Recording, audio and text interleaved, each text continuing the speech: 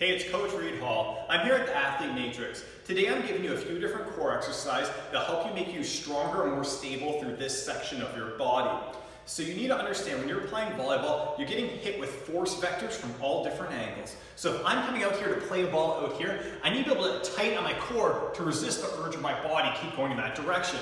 So if I'm out here, I'll be strong, tight through my core and my glutes so I can pass that ball. An athlete with a weak core, you'll find them, they'll just kind of keep going and kind of floating that way. They might dig the ball, but they're not so stable and fluid with the movement. Or say I'm attacking the ball and I'm gonna crush that ball. I now need to be able to contract through my core so I don't over-rotate. Or if I'm blocking, I need to contract through my core because I'm resisting that force there. You know, if I'm attacking a ball outside my body, I need to contract to stay stable to attack that ball. So there's all kinds of different force vectors that hit your body when you're playing volleyball. And today I'm going to give you 3 different exercises that help you be stronger and more stable. These might not be the sexiest of the exercise, but they're highly effective. And these exercises we put in the category of resisting force needs to be in a program of a kids program up to the most elite athlete. You just do different levels of the exercises. The first exercise that we're going to focus on is a front plank.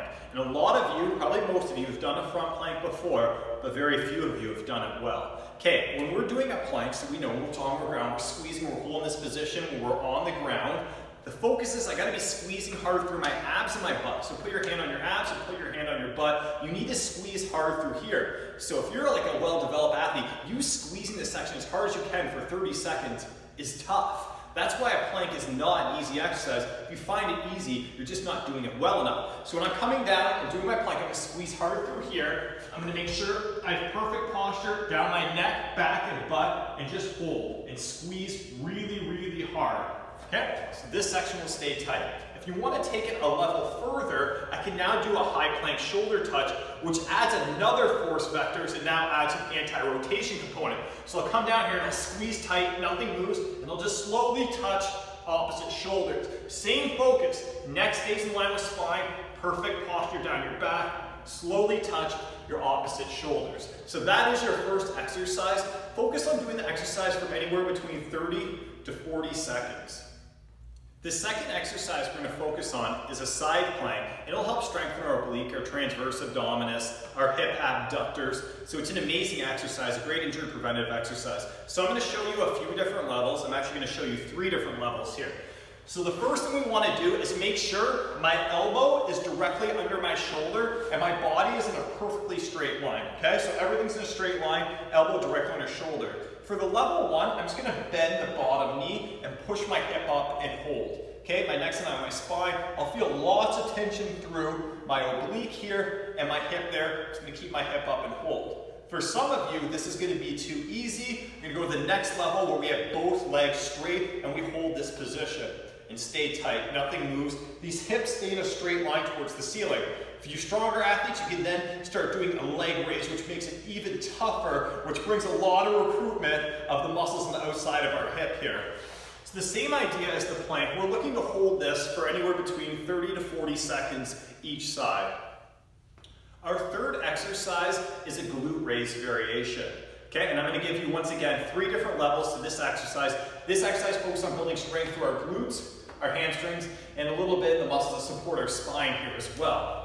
So the level 1 version, I'm just going to come on my back here.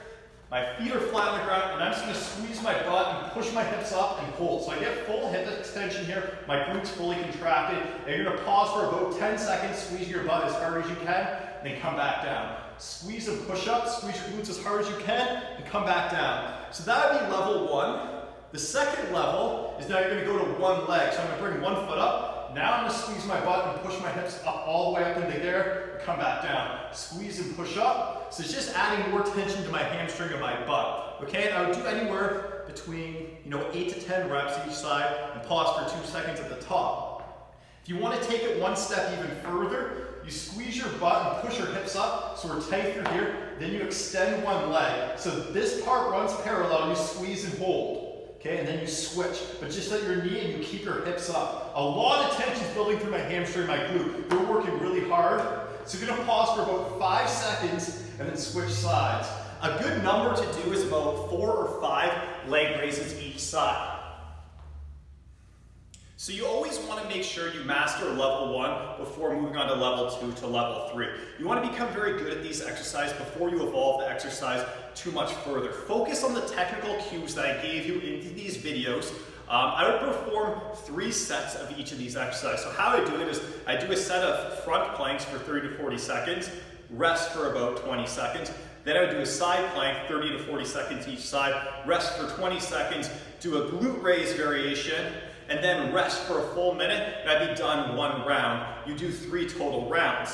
If you're someone, like if you're a coach that's gonna lead your athletes through this in practice, I might just make 1 or 2 rounds. This is something that's great to add into your warm-up. Anyways, it's Reid Hall here at the Athlete Matrix. I hope you start applying these 3 different core exercises in your training, so they'll help you become a stable, healthier volleyball player.